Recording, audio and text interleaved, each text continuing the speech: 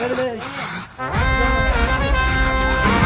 Hello guys back to my insta mini blog. तो guys video कटिके watch करो तो वीडियो देखबो बोलो मजा लगावा। देखि पारथबो एटा मोर मां तुलसी चौरा तीटा धूप खाड़िया पुछे आ देखि पारथबो गाइस मोर बाल केते बढ़ी जाय जे बोले बाजार के जिमा चलो बाल कोटे हमा 360 स्पीड ती माणिकरा बाजार के पहुंची जे गाइस देखि पारथबो। तो घिर घिर करी भाई देखि पारथबो मोर साइड बाल चंदा कर देला भाई भणारी मोहित के देखो तू तार मोर साइड जंगल सब चांदो कर देला गाइस।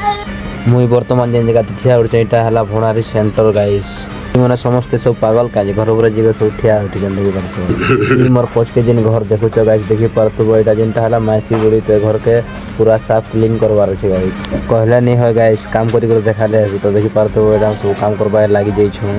आर ई फाले भी देखो हमर गार जेते अछन ने के भाई माने सब देखि पारथबो एटा काम की लागि जाई छन। तो जिन जिन भाई मन के मोर वीडियो भल लासी से भाई मन कमेंट करबो शेयर करबो फॉलो भी कर देना। बाय मिलते हैं नेक्स्ट वीडियो में।